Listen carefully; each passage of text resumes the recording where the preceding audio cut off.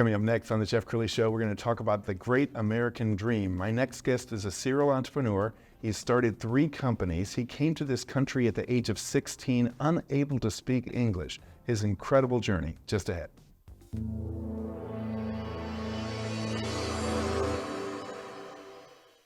Many are predicting that the worst is yet to come, which is unfortunate, said one person here. Until now, they've enjoyed the reputation of being the nation's icebox. Watched a burglar in his home this morning by webcam. As a journalist of over 25 years, stories are what make my world turn. Reporting live from the Dallas newsroom tonight, Jeff Crilley, Fox 4 News. But in 2008, I took the jump from my familiar life and started a PR firm from my home. We're talking about anyone with a camcorder like the one I'm using becomes a television network. We started slowly growing the company, and we now have over 100 clients, and we've branched into the world of live digital broadcasting. I now own 8 different TV studios and have a huge team, and the stories that I now get to share are sometimes the most important of my life. Life has a funny way of coming around full circle. This is the Jeff Crilley Show. Well, I run into a lot of people who like to blame other things beyond their power to blame their own circumstances. You know, people say, well, if only this person was in the White House, or if only this thing was happening on Wall Street, I would be successful. But it really takes somebody to come to this country, to immigrate legally to this country, to teach us all about the great American dream. And that describes my next guest, Hirbod Bigvand. He's a serial startup entrepreneur. Thanks for coming on the show. Thank you so much for having me over here. This is a beautiful experience. Thank you so much. Well, you're going to get to know him in the next 15 minutes. He has a love for life and a passion for life, and a spark in his eyes. Thank you. Tell us your story. So you come here at age 16. Yes. Came to America when I was 16 years old. When me and my family arrived here, we didn't know anybody. We couldn't even speak any English.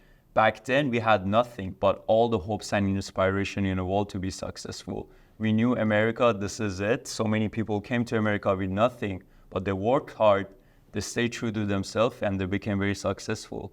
So I knew if I work here and never get distracted, I could eventually find success. And you're one of those people who believes that even failure are the seeds of victory. You can learn stuff from failure. You have to. You have fail a million times, because whenever you fail, you're learning something that didn't work. Failure is great. Every great entrepreneur, every great legend that changed the world, they failed so many times. Jesus himself failed so many times. So what does that tell you? I love it. Yeah. He's also a very popular speaker, and he recently gave a TED Talk. We're going to put some pictures up. The video hasn't been edited yet, but tell us about that experience, because they time you, and it's real strict on time. It is.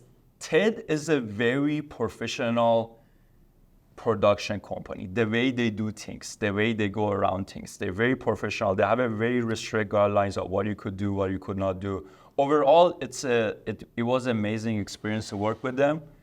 Learned tons, gave a great talk. I talked about the American dream, talked about coming here, building companies, failing a few times, but eventually finding success. In my speech, in my TED Talk, I have a very nice line. I say, since the beginning, we've been told that America is a land of opportunities. Now is the time for a new update. America is the land of boundless opportunities. Yeah. I love that. Thank you. Well, you've also been featured in a number of magazines. We found a great cover story in a LA publication. I love the glasses. Thank you. You gotta have some style here and there. and he is a very stylish dresser. I wish we had a shoe cam right now. His shoes are amazing. That's so funny. Let's talk about starting companies. What was your first company? I've started so many other small projects on the side. Back in college, being in dorm, building startups with my ambitious friends. Most of them didn't work out, but the one eventually found success. Built this very cool social media app called Surfboard. It was an event discovery app for college kids to see what's happening around them. Nice. So you would go on the campus, you're bored, it's Friday night, the $1 billion question is, what's going on right now? So we could go crash parties or go to dorm parties. Sure. We built this app that you could record a short video, post it to the app, everybody nearby could see that video and engage with it. Wow. So it was kind of like, it was an app for answering what to do now, or what party should we go to. Worked on it for 3 years actually. We raised some quiet money from venture capitalists. We grew the team. We had 15 employees at one time. We had all these developers building the iOS app, Android app. It was a great experience. I love working on Surfboard. Surfboard was the beginning of my entrepreneurial era. And what can happen is you can have early success, but then a setback. And your second company was a setback. Yeah, I went all in. So after Surfboard, after I exited from Surfboard, I moved to San Francisco. I became a venture capitalist for a year, almost a year. It was 10 months into it. Easily find out that I don't want to be a venture capitalist. I don't do well working for others. I realized that early on. I don't like to be controlled much. So I left the venture capital firm and started this company called Lollipop.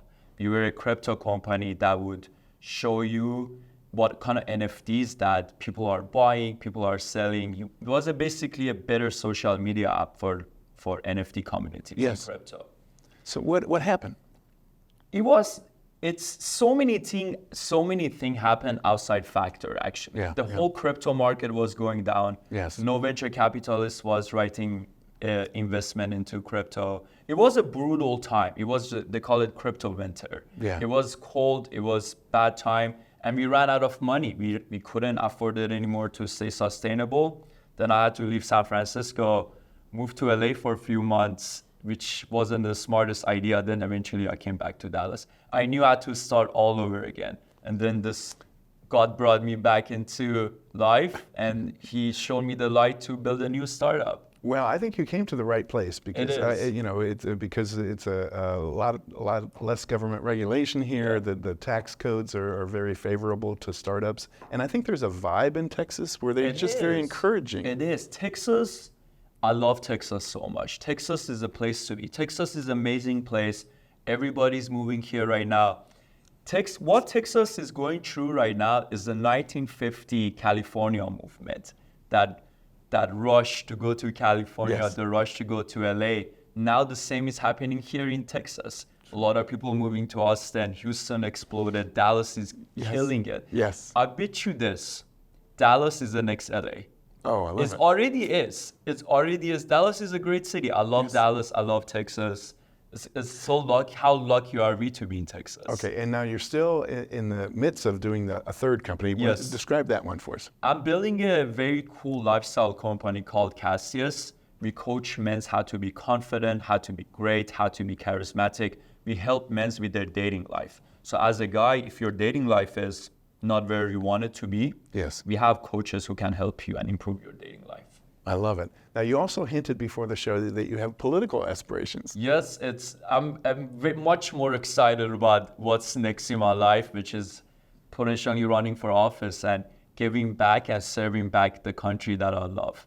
It's so funny, Jeff, because when I was 6-7 years old back in Iran, I've always dreamed about coming to America. I'm gonna go to America. I knew it. I didn't know how I'm gonna get here. I didn't know how God is going to plan out the map, but I knew I'm going to be in America. And now I'm here. I never want that idea, the notion of America, of being a place of hope, ever die. That notion can never die. Yes. America always been a place for people to come here, maybe with broken dreams, maybe with empty pockets, maybe couldn't even speak English, coming here, working hard, staying focused, loving God, and eventually finding success. I never want that to die, ever. Well, I love the spark in your eyes, Thank you.